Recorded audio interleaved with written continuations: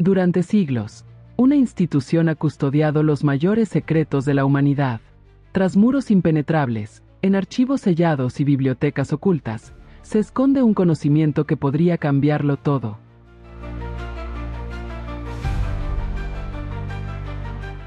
Historias censuradas, verdades distorsionadas, profecías ignoradas, pero ahora es momento de cuestionarlo todo.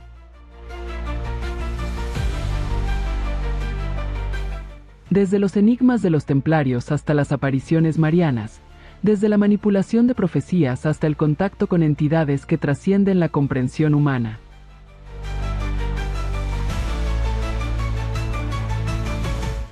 Las respuestas han estado ocultas, esperando ser descubiertas. Ahora, los hilos de la historia se desentrelazan ante nuestros ojos.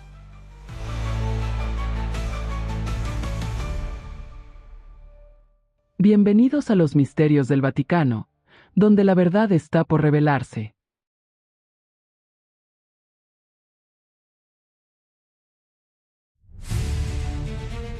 Los templarios, del honor a la traición. Hubo un tiempo en el que la Iglesia tenía guerreros. No simples soldados, sino una orden sagrada, poderosa y envuelta en un misticismo que desafió reyes y papas por igual. Eran los caballeros templarios, monjes y guerreros a la vez, los guardianes de la fe y los protectores de los peregrinos en Tierra Santa. Pero lo que comenzó como un juramento de servicio y lealtad terminaría en la más cruel de las traiciones, una conspiración que marcó el destino de la orden y que, siglos después, sigue envuelta en misterio.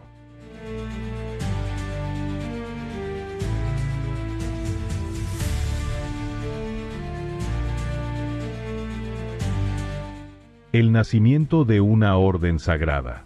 El año es 1119 después de Cristo. Jerusalén ha sido conquistada por los cruzados, pero los caminos están infestados de saqueadores y asesinos. Los peregrinos cristianos que buscan llegar a la Tierra Santa son masacrados sin piedad. Es entonces cuando aparece un grupo de 9 caballeros liderados por Hugo de Payns. Ellos juran proteger a los fieles con su vida, y establecen su cuartel en un lugar cargado de simbolismo, el monte del Templo de Salomón.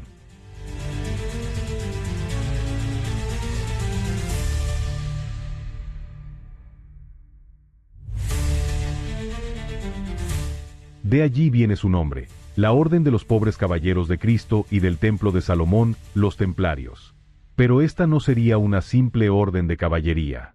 Desde el principio, los templarios no respondían a ningún rey ni noble, solo al Papa. Tenían su propio código, su propia disciplina y pronto se convertirían en la élite militar de la Iglesia. Sin embargo, lo que realmente les dio poder no fueron solo sus espadas, sino los secretos que encontraron en su camino.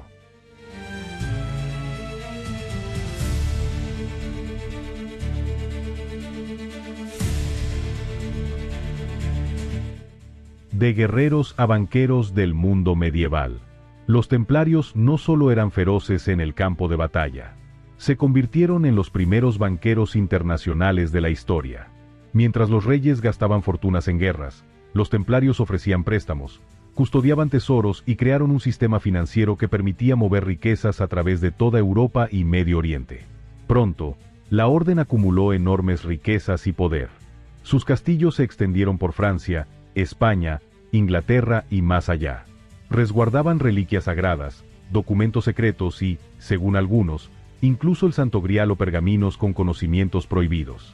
Pero un enemigo acechaba en las sombras.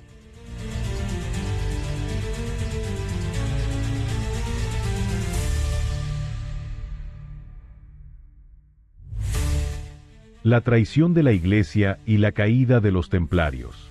El 13 de octubre de 1307, la noche se llenó de susurros y traición.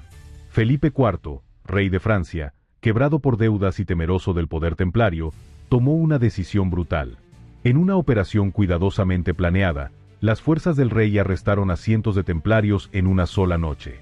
Bajo la sombra de la catedral de Notre Dame, los caballeros fueron sometidos a torturas atroces para obligarlos a confesar crímenes impensables: herejía, adoración a ídolos paganos y pactos con el diablo. La Santa Inquisición, bajo la presión del rey y con la complicidad del Papa Clemente V, excomulgó y disolvió la orden. Su último gran maestre, Jacques de Molay, fue quemado vivo en la hoguera en 1314. Antes de morir, lanzó una maldición al rey y al papa, diciendo que pronto los encontraría ante el juicio de Dios. Ambos murieron meses después.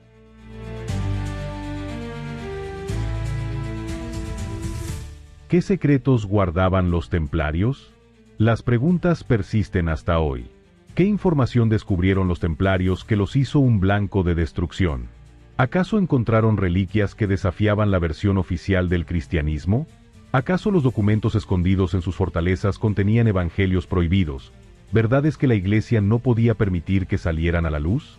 ¿Realmente los templarios desaparecieron, o su conocimiento secreto sobrevivió en la clandestinidad, esperando el momento para ser revelado?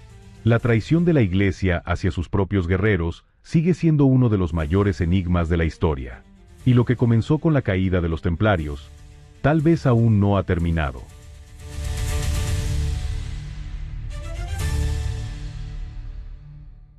El regreso de los templarios, una demanda que podría cambiarlo todo. El 13 de octubre de 1307 fue la fecha en que los templarios fueron arrestados y condenados por la Iglesia. Más de 700 años después, la historia aún no ha cerrado su capítulo final.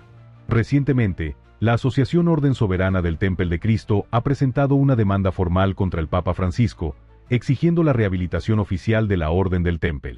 Esta asociación afirma ser la legítima sucesora de los caballeros templarios y busca la anulación de los decretos que disolvieron la orden en el siglo XIV.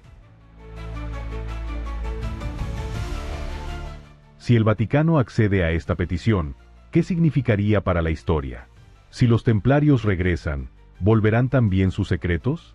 El misterio aún no ha terminado, y en la siguiente parte de esta serie, exploraremos los evangelios prohibidos y documentos ocultos, textos que podrían reescribir la historia del cristianismo. La verdad está cerca. ¿Te atreves a descubrirla?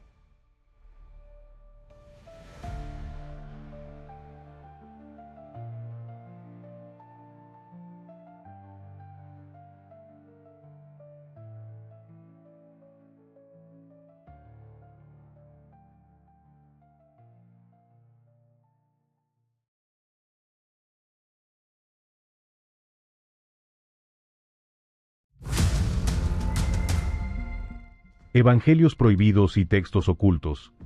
La verdad que la Iglesia no quiere que sepas. Tras la traición y caída de los templarios, una pregunta sigue sin respuesta. ¿Qué conocimiento peligroso habían descubierto que llevó a su exterminio? Entre las muchas teorías, una de las más inquietantes apunta a los evangelios prohibidos. Textos antiguos que contradicen la versión oficial del cristianismo y que, de haber salido a la luz, habrían puesto en jaque el poder de la Iglesia. Estos escritos, conocidos como evangelios apócrifos o gnósticos, ofrecen relatos alternativos sobre Jesús, sus enseñanzas y su verdadera naturaleza. Pero, ¿por qué fueron silenciados? En este episodio, viajaremos a los orígenes de estos manuscritos, exploraremos su contenido y descubriremos por qué la Iglesia hizo todo lo posible por ocultarlos al mundo.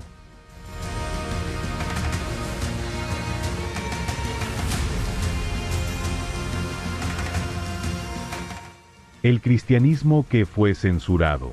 Para entender esta historia, debemos retroceder a los primeros siglos del cristianismo. Después de la muerte de Jesús, sus seguidores se dividieron en diferentes corrientes. Algunos predicaban una versión más institucional, basada en la obediencia a una iglesia organizada. Otros, en cambio, defendían un mensaje más místico, secreto y esotérico, en el que el conocimiento o gnosis era la clave para alcanzar la iluminación. Estos últimos fueron los llamados cristianos gnósticos, y sus evangelios eran radicalmente distintos a los que hoy conocemos. Mientras los evangelios oficiales, Mateo, Marcos, Lucas y Juan, fueron aceptados por la Iglesia, decenas de otros textos fueron prohibidos, perseguidos y destruidos. Sus autores fueron tachados de herejes, sus obras quemadas y su conocimiento condenado al olvido. Pero no todo desapareció.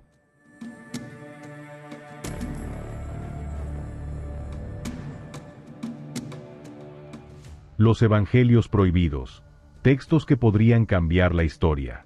A lo largo de los siglos, algunos de estos manuscritos sobrevivieron ocultos en cuevas, monasterios secretos y bibliotecas prohibidas.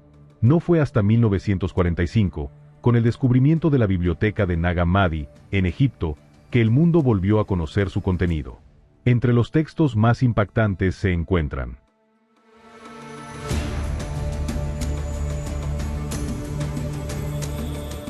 el Evangelio de Tomás, un conjunto de enseñanzas atribuidas a Jesús, pero sin relatos de su crucifixión o resurrección. Según este Evangelio, la salvación no se encuentra en la fe ciega, sino en el conocimiento interior. El Evangelio de Judas, un documento que desafía por completo la narrativa tradicional. En este texto, Judas Iscariote no es un traidor, sino el discípulo más cercano a Jesús, elegido por él mismo para entregarlo y así cumplir su destino. El Evangelio de María Magdalena, un relato que sugiere que María Magdalena tenía un papel mucho más importante del que la Iglesia ha reconocido. Se la describe como la discípula favorita de Jesús, la única que comprendía verdaderamente su mensaje. El libro de Enoc, un texto apocalíptico que describe seres divinos descendiendo del cielo y teniendo contacto con los humanos. Algunos investigadores creen que podría ser una de las primeras referencias a visitantes extraterrestres en la historia. Pero estos evangelios no solo ofrecen una versión diferente de Jesús. También insinúan que su verdadero mensaje fue manipulado, que su historia fue alterada y que el cristianismo que conocemos hoy no es el que él enseñó. De hecho, ya hemos explorado en profundidad estos evangelios prohibidos y el gnosticismo en 2 videos anteriores, donde revelamos sus secretos, su origen y por qué fueron censurados por la Iglesia. Si aún no los has visto, te los dejamos en la descripción o aquí arriba para que puedas explorarlos antes de continuar con este misterio. Pero ahora debemos adentrarnos en algo aún más inquietante. El Concilio de Nicea, el momento en que la Iglesia tomó el control. En el año 325 después de Cristo, el emperador Constantino convocó el Concilio de Nicea, un evento crucial en la historia del cristianismo. Allí, la Iglesia decidió qué evangelios serían considerados oficiales y cuáles serían condenados como herejía. Los textos que presentaban a un Jesús más humano, un maestro espiritual en lugar de un Dios, fueron eliminados. Se creó la doctrina de la Trinidad, se estableció la resurrección como un dogma inquebrantable y se definió la estructura del cristianismo bajo el control de Roma. Los evangelios prohibidos fueron perseguidos y destruidos. Y con ellos, quizás, se perdió para siempre la verdad sobre Jesús y su verdadero mensaje. Pero ¿y si algunos de estos documentos aún existieran, ocultos en los lugares más inaccesibles del mundo? ¿Siguen ocultos en el archivo secreto del Vaticano? Muchos investigadores creen que el Vaticano aún guarda en sus archivos estos textos prohibidos. Algunos incluso han afirmado que existen evangelios nunca antes vistos, que revelan verdades que la Iglesia jamás permitiría que el mundo conociera. ¿Podría haber un documento que pruebe que Jesús no murió en la cruz? ¿Existen textos que confirmen que tuvo descendencia? ¿Se oculta en estos evangelios la verdadera historia de la humanidad?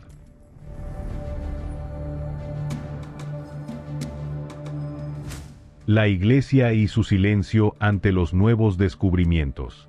A pesar de los hallazgos de Nag Hammadi, la Iglesia ha mantenido un silencio absoluto sobre estos textos.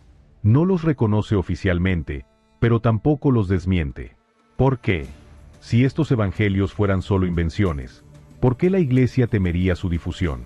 Si son falsos, ¿por qué su contenido es tan peligroso como para haber sido censurado por siglos?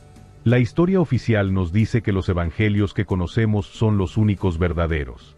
Pero los hechos demuestran que hay otra historia, enterrada bajo siglos de censura, esperando ser contada.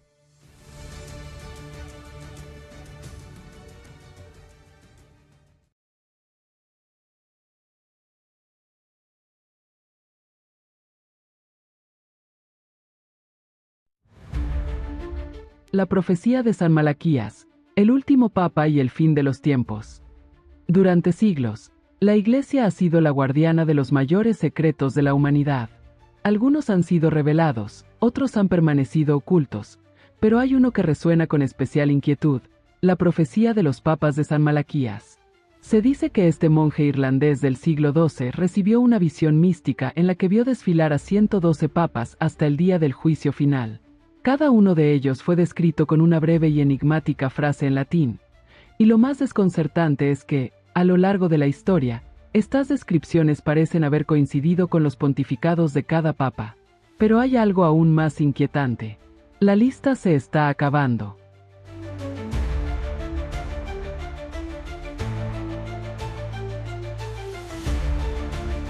El último papa en la profecía es conocido como Pedro el Romano, y su reinado estará marcado por la gran tribulación y el colapso de la Iglesia. Ahora, una pregunta resuena en las sombras del Vaticano y en las mentes de quienes han estudiado esta profecía. ¿Estamos viviendo ese momento?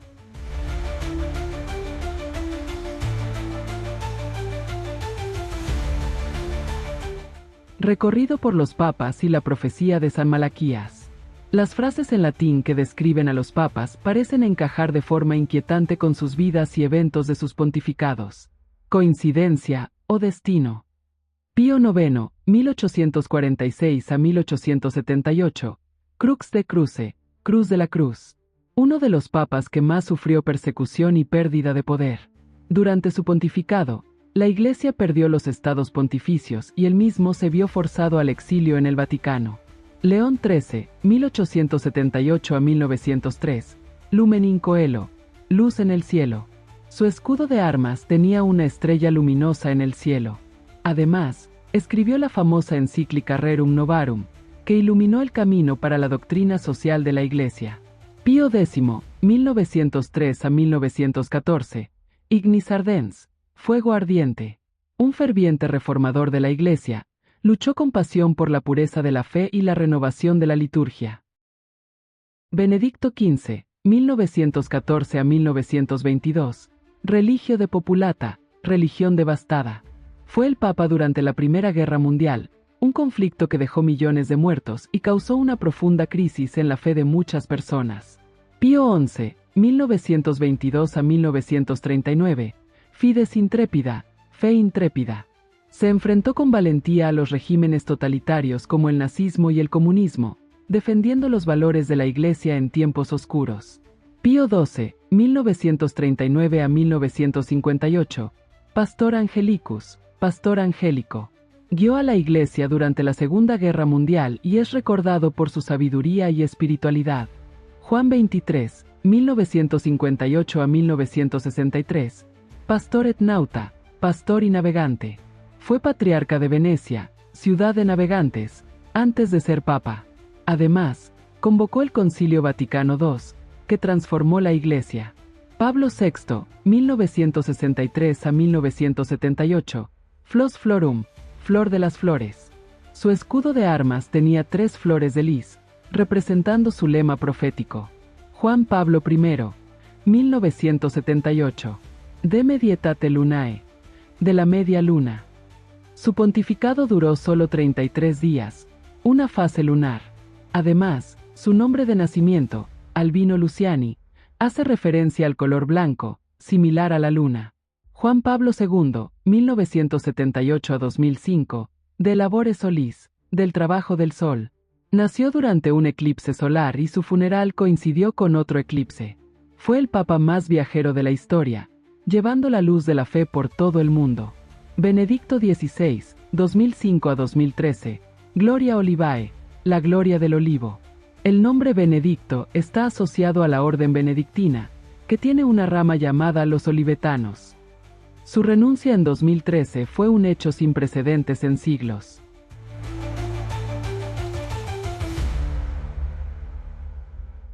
Francisco, ¿es Pedro el Romano? El último papa en la profecía es llamado Petrus Romanus, quien gobernará durante la gran tribulación. Francisco no se llama Pedro, pero hay detalles que inquietan.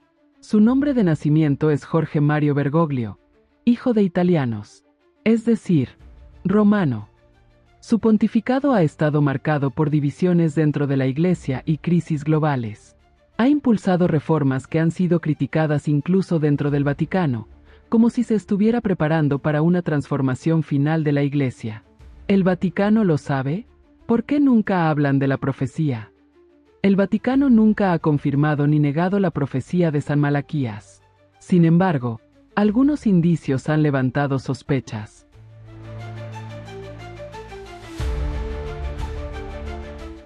Documentos filtrados han revelado preocupación en la Iglesia por el futuro de la fe. La renuncia de Benedicto XVI fue un evento sin precedentes en la era moderna. Francisco ha hablado de una nueva era religiosa. ¿Será la última antes de un colapso? Algunos teólogos creen que, si la profecía es cierta, el colapso de la Iglesia no será un evento inmediato, sino una transformación que ya ha comenzado.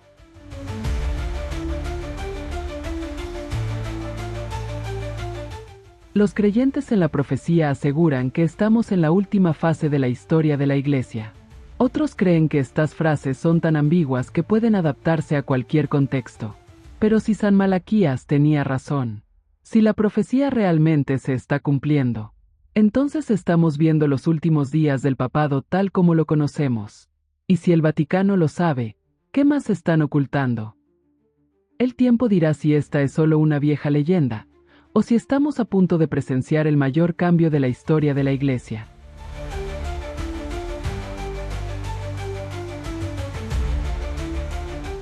La gran manipulación. Las profecías de San Malaquías son una agenda oculta de la Iglesia. A lo largo de la historia, la Iglesia Católica ha sido una institución de poder, influencia y control. Se ha mantenido en pie a pesar de guerras, revoluciones y herejías.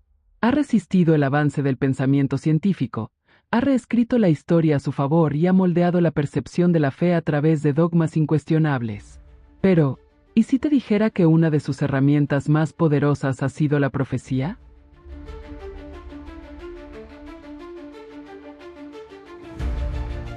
San Malaquías, un monje irlandés del siglo XII, supuestamente predijo el linaje de 112 papas, llevando hasta el último, Pedro el Romano, quien gobernaría en tiempos de gran tribulación. A primera vista, parece un enigma fascinante. Pero, ¿y si todo esto ha sido cuidadosamente planeado?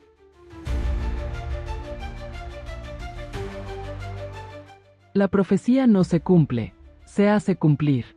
Hay algo inquietante en cómo las frases de San Malaquías parecen encajar con cada papa.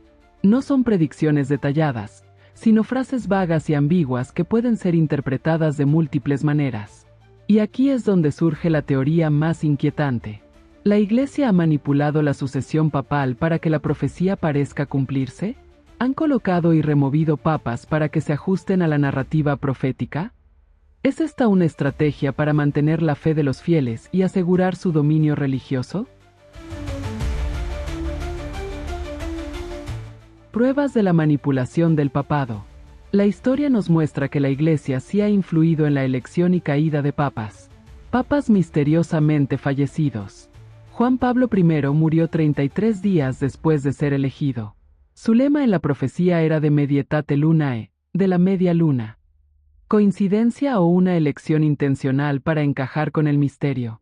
Se han documentado papas envenenados, asesinados o forzados a abdicar cuando su presencia ya no convenía al Vaticano. Renuncias inusuales y ajustes papales. Benedicto XVI fue el primer papa en 600 años en renunciar. Su lema profético, Gloria Olivae, podría haber sido una justificación para su elección y, luego, su abdicación, preparando el terreno para Francisco. El caso Francisco y Pedro el Romano. Si la profecía dice que el último papa será Pedro el Romano, ¿qué mejor manera de encajar la narrativa que elegir un papa de origen italiano, Bergoglio, de familia italiana, y presentar su papado como un periodo de crisis global? Francisco ha impulsado una reforma eclesiástica que ha causado divisiones internas. Esto refuerza la idea de que la Iglesia está en su gran tribulación. Pero, ¿y si todo forma parte del guión? La Iglesia, la maestra del control mediático. La Iglesia ha sabido adaptarse a cada era. Cuando la humanidad ha cambiado, ellos han cambiado con ella, sin perder el control. En la Edad Media, el miedo al infierno era su mayor arma. En el Renacimiento, se adueñaron del arte y la educación. En la modernidad, se enfocaron en la política y el poder económico. Y hoy, en la era digital, usan la profecía como herramienta de control. ¿Qué mejor forma de mantener el dominio que con una profecía que parece cumplirse? Si la gente cree que la Iglesia tiene el destino del mundo en sus manos, la obedecerá. Y si el fin de los tiempos está cerca, ¿quién se atreverá a desafiar su poder? Profecía o manipulación. Nada en la Iglesia sucede por casualidad. La historia ha demostrado que cada movimiento del Vaticano está cuidadosamente calculado. Si la profecía de San Malaquías realmente fuera un mensaje divino, su cumplimiento debería ser un evento espontáneo, fuera del control humano. Pero cuando vemos papas que encajan demasiado bien con las descripciones proféticas, muertes misteriosas y elecciones estratégicas, un discurso que se ajusta a la narrativa apocalíptica, es imposible no preguntarse, ¿nos han engañado todo este tiempo? ¿El fin de los tiempos es real o simplemente el acto final de la gran obra del Vaticano? La Iglesia ha escrito la historia antes. ¿Qué les impide seguir haciéndolo?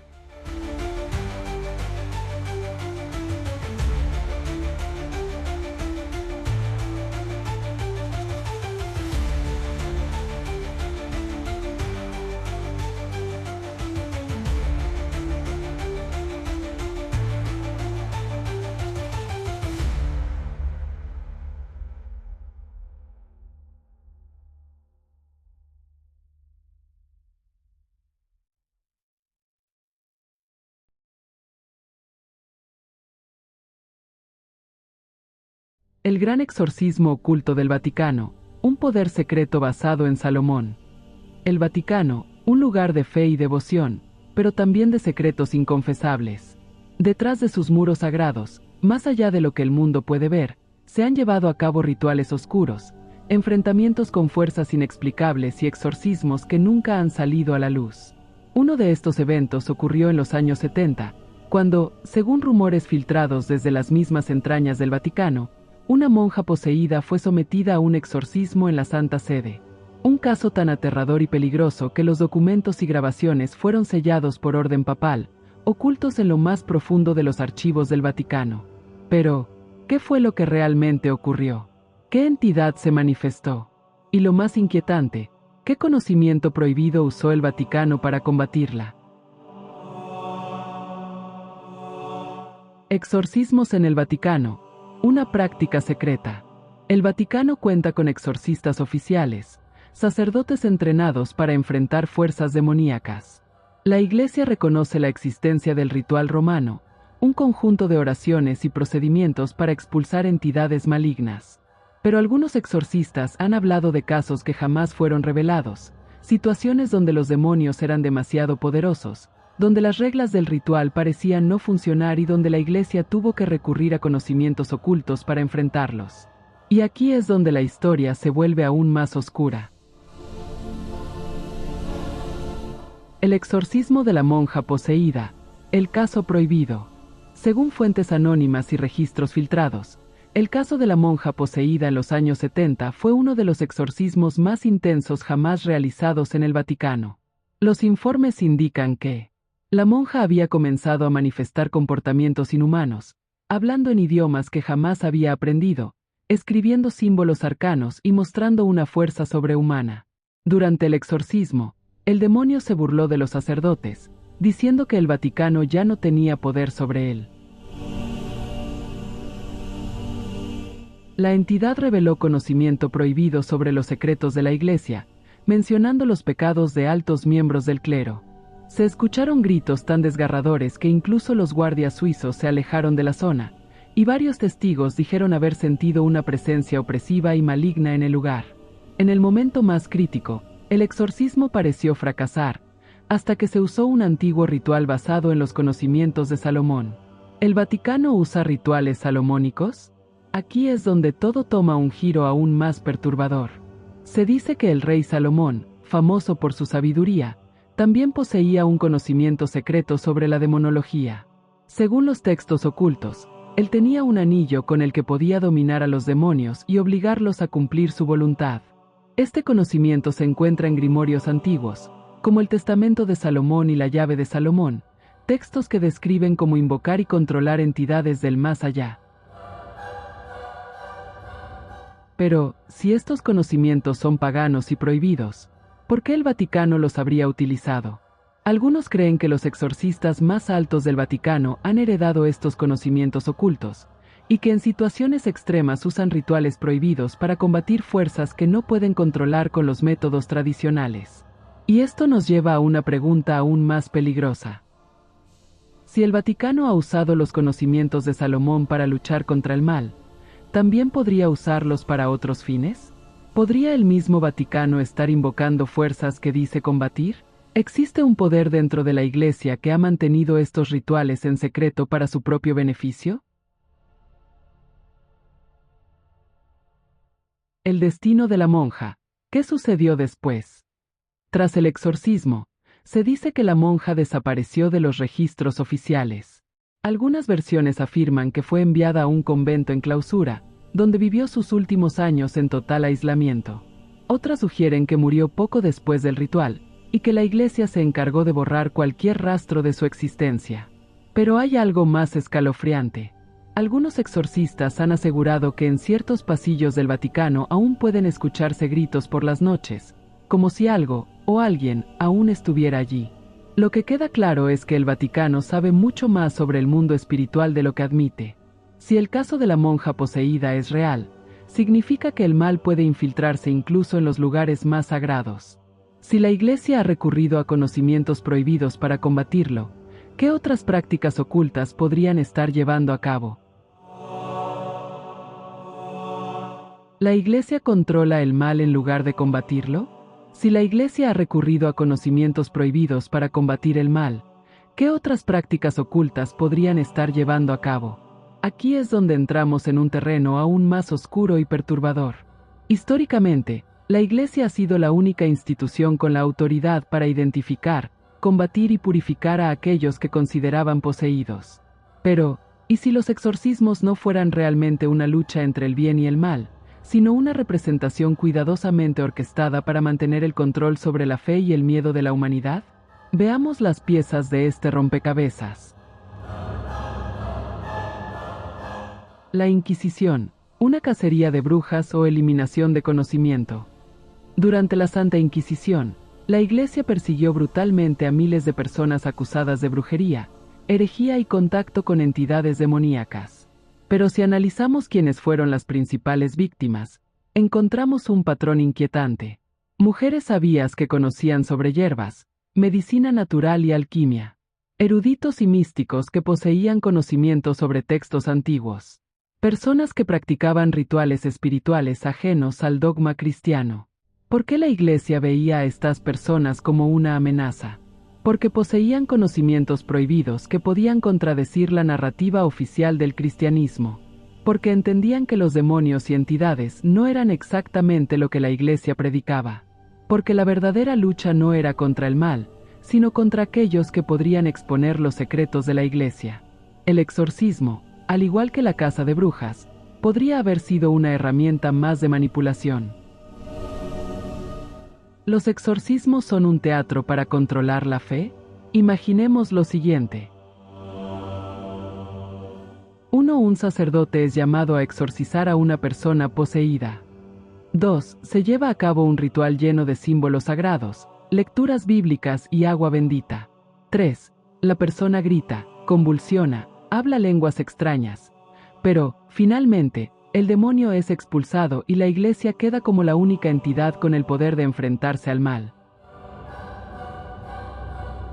Pero, ¿y si todo esto fuera parte de una manipulación bien ensayada?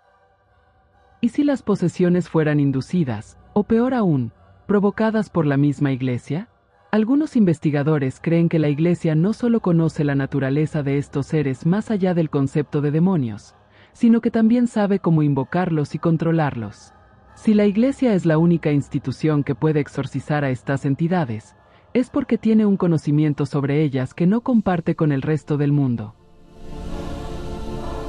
¿Y si los exorcismos no son batallas espirituales, sino experimentos de manipulación psíquica?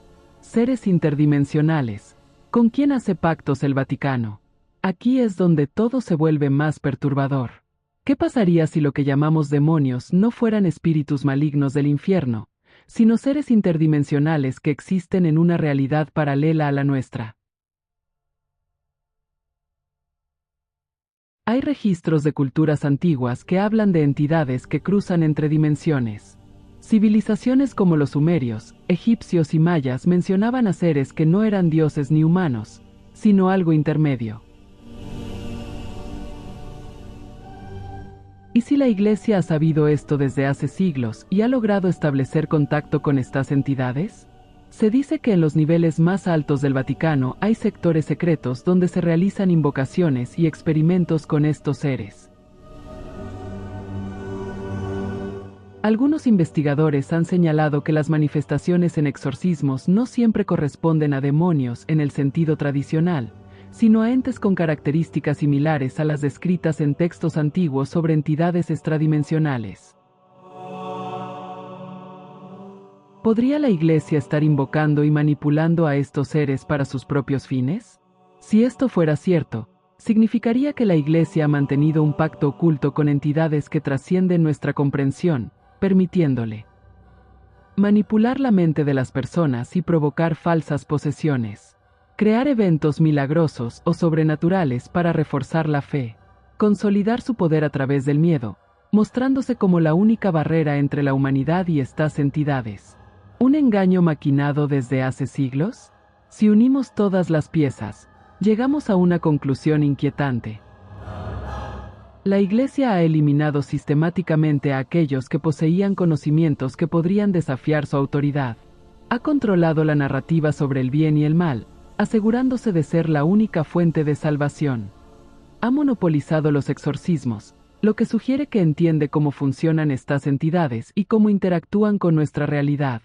Ha establecido contacto con fuerzas interdimensionales y podría estar usándolas para manipular la percepción de la humanidad.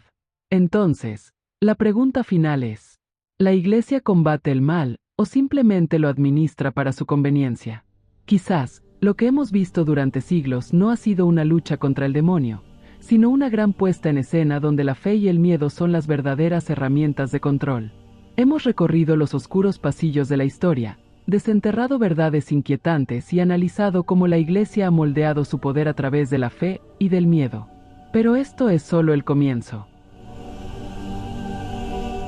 Si la Iglesia realmente ha manipulado la percepción del mal y ha mantenido pactos con entidades más allá de nuestra comprensión, ¿qué más han ocultado? ¿Hasta dónde llega su conocimiento sobre estas fuerzas invisibles? En la segunda parte de esta serie, profundizaremos aún más en los secretos mejor guardados del Vaticano. Exploraremos documentos clasificados, testimonios ocultos y revelaciones que desafían todo lo que creíamos saber. La verdad no es lo que nos han contado, y la oscuridad apenas comienza a revelarse. ¿Te atreves a seguir adelante? No te pierdas la segunda parte de esta investigación.